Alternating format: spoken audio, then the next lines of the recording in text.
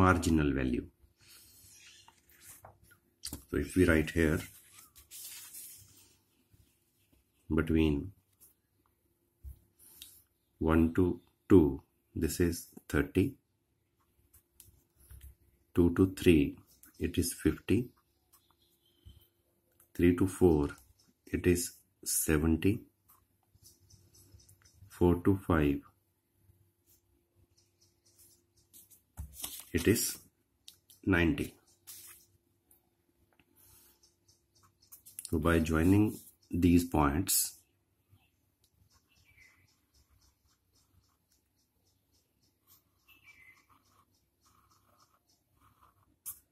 we get marginal expenditure on labor curve. What we see, the marginal expenditure on labor curve is higher than the supply curve of labor.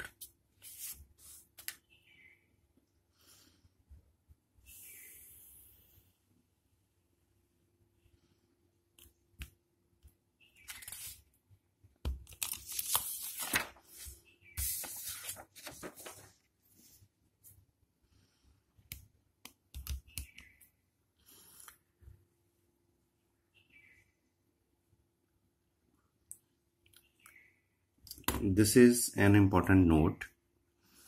Here means in this diagram or in this page, the monopsony is studied.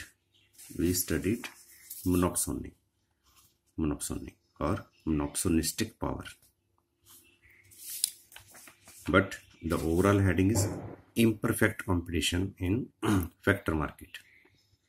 जहाँ पे firm factor market में buyer है, तो वहाँ पे हमने study किया monopsony. However, there may be oligopsony, few buyers of the homogeneous or differentiated input, or monopsonistic competition, many buyers of the differentiated input. अब यहाँ पे क्या है, हमने स्टडी किया है monopsonistic power, but there may be oligopsony also, there may be monopsonistic competition also. ये monopoly के इक्वल हो गया प्रोडक्ट मार्केट वाली मोनोपोली टाइप, ये हो गया मोनोपोलिस्टिक कंपटीशन टाइप, ये हो गया ओलिगोपोलिस्ट के टाइप. बट ये सोनी हमने इसलिए लगाया क्योंकि ये फैक्टर मार्केट है एंड फैक्टर मार्केट में फर्म बायर है, बायर ऑफ द फैक्टर. तो हमने जो स्टडी किया वो स्टडी किया monopsony, बट सिंगल फर्म हमने एज्यूम कर ली. But there may be many firms that buying the labour और factor, there may be few firms that buying the labour and capital.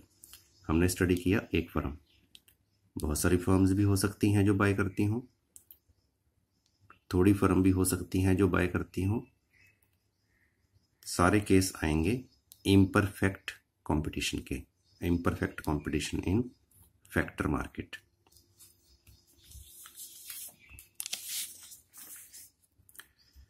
और एक चीज यहां पे अब देखो, इन ओलिगोप्सोनी एंड मोनोप्सोनिस्टिक कंपटीशन आल्सो, अगर हम बाकी दो केस भी देखें, MEL will be greater than SL, तो उनमें भी ऐसे ही होगा. MEL will be greater than SL. ये तीन केस हो गए. मोनोप्सोनी हमने स्टडी किया, यहाँ पे हम बोल रहे हैं ओलिगोप्सोनी और मोनोप्सोनिस्टिक कंपटीशन. इन तीनों में, तीनों जो हैं, all the three, these are the part of imperfect competition. तो इन तीनों में MEL ग्रेटर देन SL ही होगा. मतलब फर्म को ज़्यादा लेबर की यूनिट हायर करने के लिए ज़्यादा इनपुट की यूनिट हायर करने के लिए high price of the input देनी होगी। तो उसमें क्या होगा net result, MEL will be greater than SL। यहाँ पे कुछ ब्रैकेट में भी लिखा हुआ है, अगर आप देखो तो जैसे मोनोपोलिस्टिक कंपटीशन है, हम उसमें प्रोडक्ट मार्केट में देखते हैं मोनोपोलिस्टिक कंपटीशन। अगर आप याद करो in product market what is the meaning of monopolistic competition, the firms are selling differentiated product but that product is close substitute. In product market monopolistic competition, firms are selling differentiated output. Here this is monopolistic competition, many buyers, many firms are buying differentiated input. Clear? ऐसे ही हम अगर इस bracket को देखें ओलिगोपसोनी वाले को, तो इसको अगर आप ओलिगोपोली चैप्टर देखें सेलर वाला, where firm is seller in product market, जिसमें Cournot model, Stackelberg model, price leadership etcetera वो चीज़ें हैं प्रोडक्ट मार्केट वाली। ओलिगोपोली तो वहाँ पे कुछ अजम्पशंस हैं, उसमें एक अजम्पशन है ओलिगोपोली जो है वो प्योर ओलिगोपोली हो सकती है, that is with homogeneous product, और डिफरेंशिएटेड ओलिगोपोली हो सकती है that is with different product. ये उसकी कंडीशन है इन प्रोडक्ट मार्केट। भी जो फर्म्स हैं, जितनी भी फर्म्स हैं ओलिगोपोली में प्रोडक्ट मार्केट में, वो आइडेंटिकल प्रोडक्ट भी सेल कर सकती हैं। हो सकता है उनका प्रोडक्ट आइडेंटिकल हो और ये भी हो सकता है उनका प्रोडक्ट डिफरेंट हो। तो अगर उनका प्रोडक्ट सेम हुआ, आइडेंटिकल हुआ, उसको हम कहते हैं प्योर ओलिगोपोली और perfect oligopoly.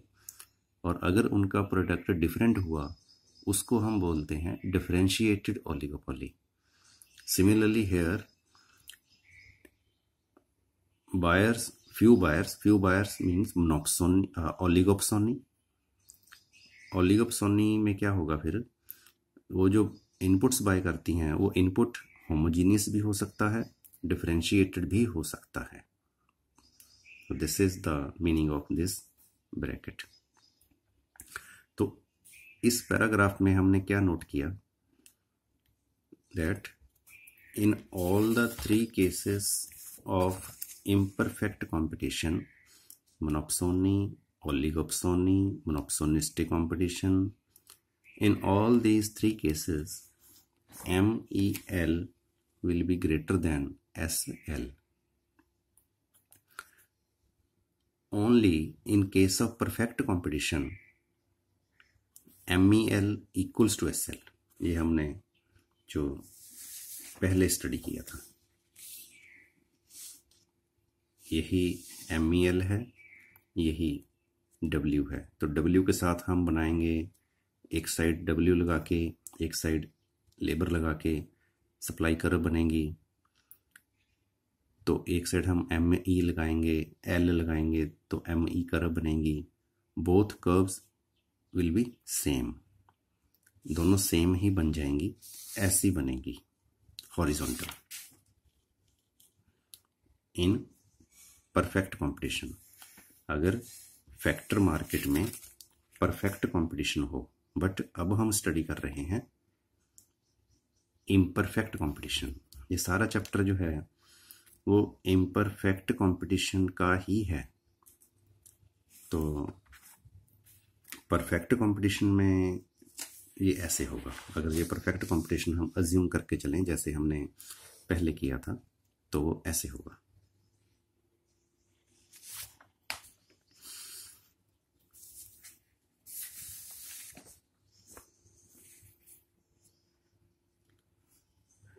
Monopsony pricing and employment of one variable input। तो जैसे हमने पहले 3 हेडिंग बनाए थे ABC, अगर उसी हिसाब से हम देखें तो पहला हेडिंग है, अगर एक इनपुट वेरिएबल हो तो फैक्टर की प्राइस कैसे डिसाइड होती है। अब हम मोनोक्सोनी की बात कर रहे हैं। It means we are talking about imperfect competition. इसमें क्या होगा, firm will decide the price. अगर यहाँ मोनोक्सोनी ना हो, परफेक्ट कंपटीशन हो, तो जो प्राइस है वो इंडस्ट्री में डिसाइड होता है, मार्केट में डिसाइड होता है on the basis of demand and supply. इसलिए फर्म ने नहीं डिटरमिन करनी वेज रेट, फर्म ने सिर्फ वो वेज रेट यूज़ करनी है। बट इसमें क्या है, इसमें फर्म ने खुद प्राइस डिसाइड करनी है, डिटरमिन करनी है इनपुट की। देखो कैसे। This is the equilibrium condition. The main equilibrium condition is MRP equals to ML, जिसको हम बोलते हैं marginal condition. MRP equals to W पहले हमने स्टडी किया था, वो इसलिए किया था बिकॉज अंडर परफेक्ट कंपटीशन ये दोनों सेम होते हैं, W and ME, but condition is MRP equals to ME। तो परफेक्ट कंपटीशन में क्या होता है, MRP equals to W condition होती है because in perfect competition MEL equals to W। But ये ध्यान रखना कि if you study imperfect competition in factor market तो हम ये कंडीशन लगाएंगे, MRP equals to marginal expenditure on labour. Labour का जो MRP है वो उसके मार्जिनल एक्सपेंडिचर के बराबर होना चाहिए। तो इसी डायग्राम के हिसाब से अगर हम देखें, ये जो 2 लाइंस हैं SL MEL, ये हम पहले भी बना चुके हैं, SL MEL। तो मेन इसमें क्या है कि MEL is higher than the SL। जो MEL है वो ऊपर है, SL नीचे है, and this is the MRP। ये बन गई हमारी MRP। अगर हम इसको दोबारा ड्रॉ करें,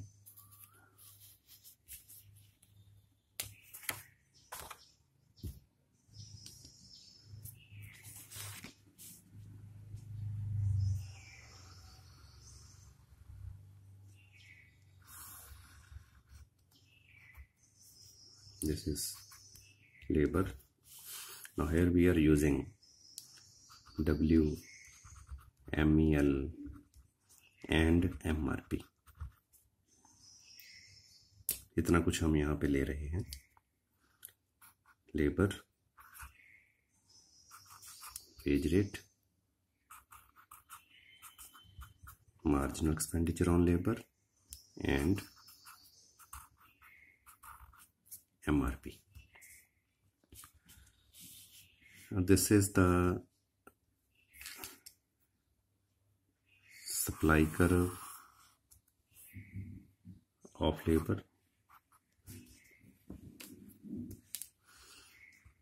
This is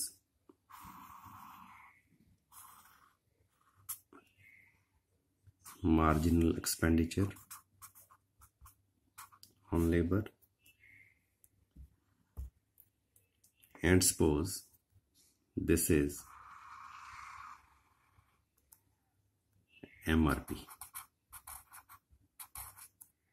of labor।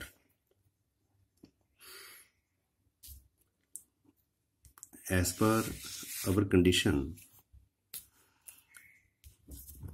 this condition, equilibrium condition, MRP equals to ME is the equilibrium of the firm। MRP equals to ME, this is point E। MRP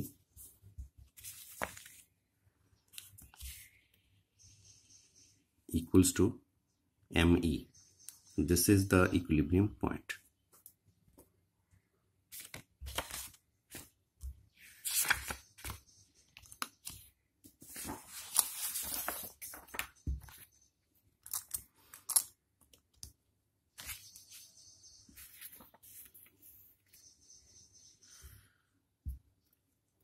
this point is suppose point E, equilibrium, where marginal revenue productivity is equal to marginal expenditure on labor. तो decide क्या हुआ, equilibrium units of labour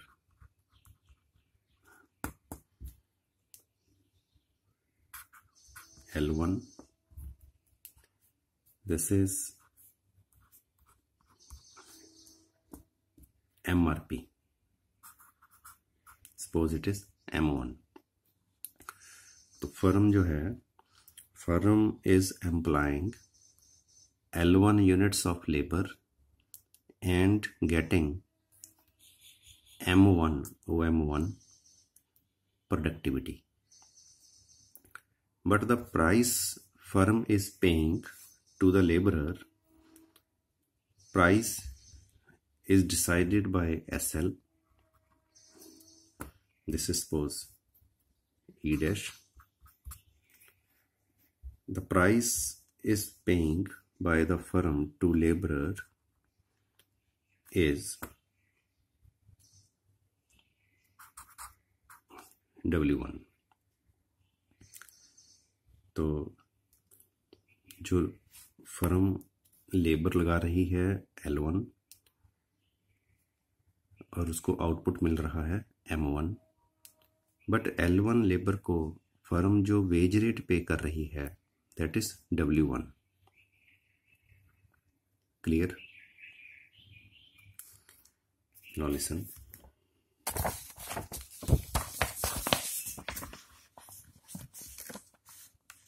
अगर हम explanation को देखें,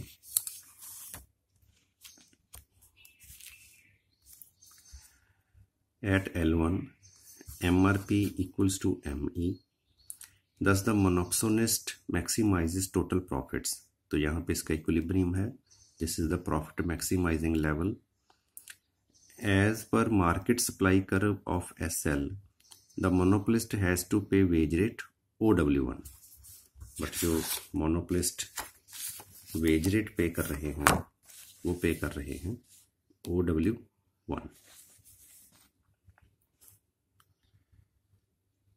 But the MRP is OM1. So wage rate is OW1, MRP is OM1. John Robinson was an economist, called OM1 minus OW1, that is W1 M1, और ये whole W1 M1 E dash box. This is known as monopsonistic exploitation. तो labour से output लिया जा रहा है OM1, उसको veg दी जा रही है OW1.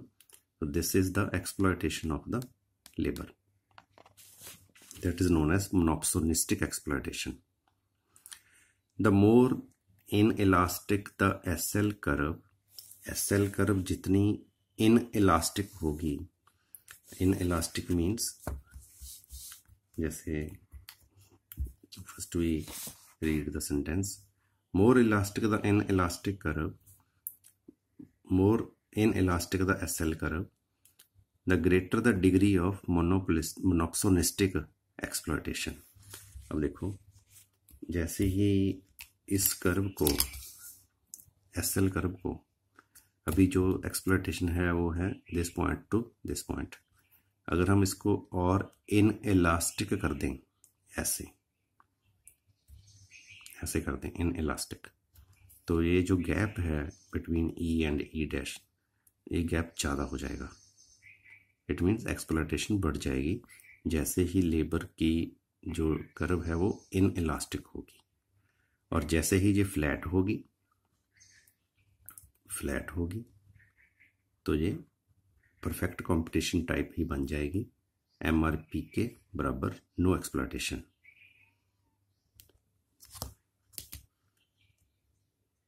तो अगर ऐसा करना हो, अगर परफेक्ट कंपटीशन टाइप करना हो, तो फिर इक्विलिब्रियम कहाँ पे होगा? फिर इक्विलिब्रियम होगा यहाँ पर, where MRP equals to SL। तो उस केस में जो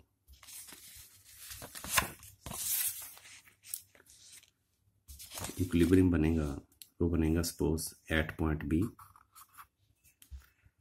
इन दिस केस मतलब हम मोनोप्सोनिस्टिक कंपटीशन नहीं डिस्कस कर रहे इस टाइम, वो ख़त्म हो गया पहले विद मोनोप्सोनिस्टिक एक्सप्लॉयटेशन, वो पॉइंट ख़त्म हो गया। अब हम क्या कर रहे हैं? We are just talking if there is perfect competition, और इस मोनोप्सोनिस्टिक एक्सप्लॉयटेशन को अगर ख़त्म करना हो तो कैसे किया जाए और फिर क्या होगा। अगर हम इसको ख़त्म करें तो इक्विलिब्रियम बन जाएगा यहाँ पे with demand and supply. The firm will hire L2 units of labor and the firm will pay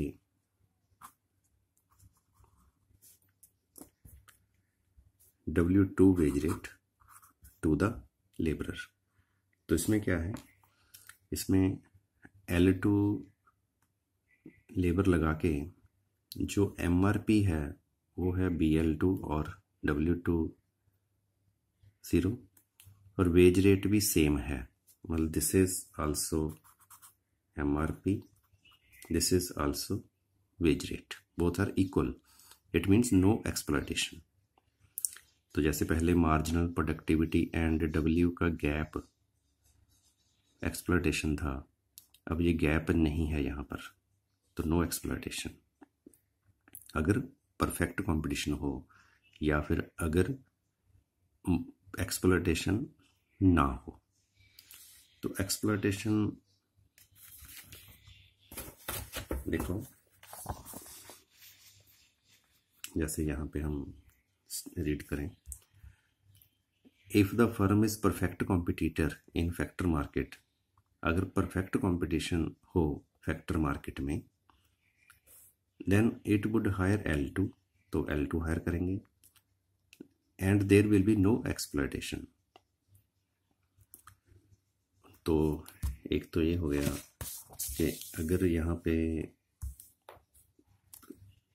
मोनोप्सोनिस्टिक, ओलिगोप्सोनी, इस तीनों की जगह परफेक्ट कंपटीशन हो, because these are the cases of imperfect competition, फिर ये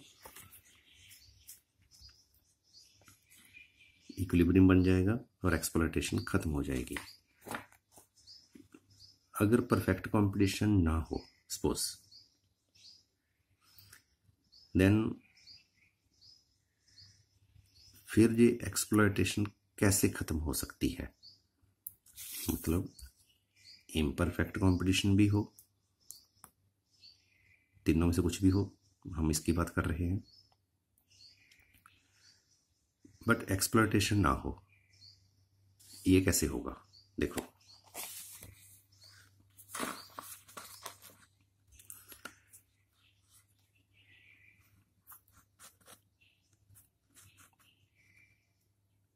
विद गवर्नमेंट इंटरवेंशन और विद यूनियन पावर, या तो फिर गवर्नमेंट इंटरफियर करे या फिर लेबर की यूनियन स्ट्रांग हो, मोनोप्सोनिस्टिक एक्सप्लॉयटेशन कैन बी रिड्यूस्ड और एलिमिनेटेड। तो जो इसकी जो एक्सप्लॉयटेशन है उसको ख़त्म किया जा सकता है या फिर उसको कम किया जा सकता है। तो गवर्नमेंट क्या कर सकती है? Government can fix the wage rate at W2 where MRP equals to SL। तो government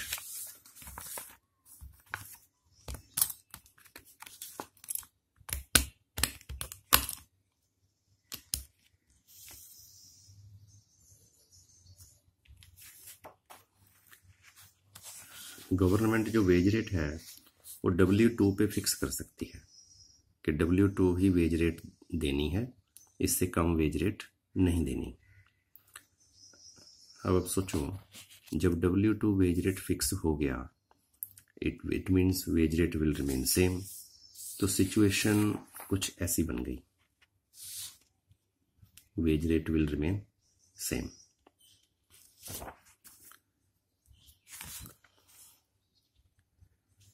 then new supply curve of labour becomes W2BF। तो जो लेबर की सप्लाई कर्व है वो क्या बन जाएगी, क्योंकि W2 पहले तो ये थी सप्लाई कर्व, अब गवर्नमेंट ने फिक्स कर दिया वेज W2, तो यहाँ तक जो वेज सप्लाई कर्व है वो परफेक्ट कंपटीशन टाइप बन गई, और इसके बाद सप्लाई कर्व बन जाएगी ये। This will be the new supply curve of labour like this.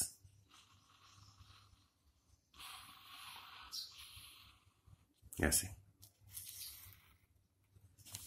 And suppose this is point F।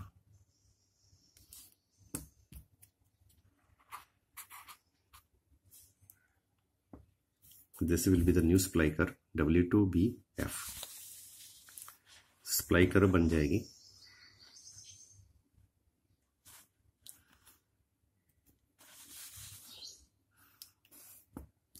W2BF, and the new MEL curve, marginal expenditure on labour curve, क्या बन जाएगा। तो marginal expenditure on labour curve यहाँ तक रहेगा same again. क्यों? क्योंकि जैसे परफेक्ट कंपटीशन में होता है, this is also W, this is also marginal expenditure, तो मार्जिनल एक्सपेंडिचर भी यही है, W भी सेम है, इसलिए W2 से लेके B तक होगा सेम। और इसके बाद सप्लाई बिकम्स पॉजिटिव, तो इसके बाद लाइक दिस, अगर हम देखें यहाँ तक W2 से लेके B तक ये हॉरिजॉन्टल, इसके बाद ये पॉजिटिव है, ये है पॉजिटिव, तो इसके बाद सप्लाई कर्व पॉजिटिव होने की वजह से ME कर्व बनेगी ये। तो इसको अगर हम पॉइंट लगाएं, this is B dash, this is suppose G point, तो कर्व क्या बन गई ये, इसकी शेप देखो आप, इसकी शेप बन गई W2B B डैश G, और यहाँ पे फिर ये थोड़ा गैप आ जाएगा। अगर आप स्वीजी का मॉडल देखो, किंक डिमांड कर्व वाला, तो लाइक दैट हो गया, this is AR, this is MR, उस टाइप हो गया ये। तो मार्जिनल एक्सपेंडिचर कर्व बन जाएगी W2B B डैश G, ऐसे। मतलब अगर हम इसकी शेप निकालें अलग से, तो ऐसी कुछ ऐसी शेप इसकी बन गई, SL,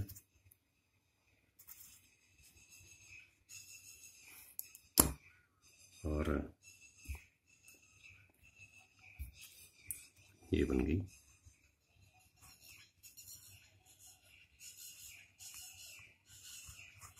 MEL, this is SL, this is MEL।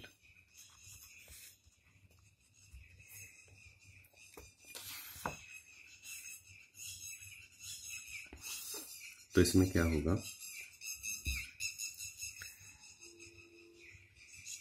मोनोप्सोनिस्ट will hire L2 workers and will behave as perfect competitor. तो L2 लेबर को हायर करेंगे एंड वो ऐसे बिहेव करेंगे जैसे परफेक्ट कंपटीशन हो, क्योंकि वेज रेट फिक्स हो गया, and the exploitation will be eliminated, और जो एक्सप्लॉयटेशन है वो खत्म हो जाएगा। But however this neat result is often unreachable in the real world but अगर हम रियल वर्ल्ड में देखें तो इतना क्लियर ऐसे एक्सप्लॉयटेशन है और गवर्नमेंट ने वेज इतना फिक्स कर दिया, एक्सप्लॉयटेशन सारी ख़त्म हो गई, तो इतना ज़्यादा परफेक्ट सिस्टम वो मुश्किल है because of a lack of adequate data on MRP and marginal expenditure. क्योंकि MRP के बारे में, ME के बारे में इतना डाटा एक्चुअली अवेलेबल नहीं होता, तो हम उसके पास जा सकते हैं बट उसको पूरा एलिमिनेट नहीं कर सकते। रिड्यूस हो जाएगा अगर एलिमिनेट ना हो, बट जैसे हम इसमें ग्राफ में दिखा देते हैं कि पूरा एलिमिनेट हो गया, वो शायद ना हो। This was the case monopsony pricing and employment of one variable input.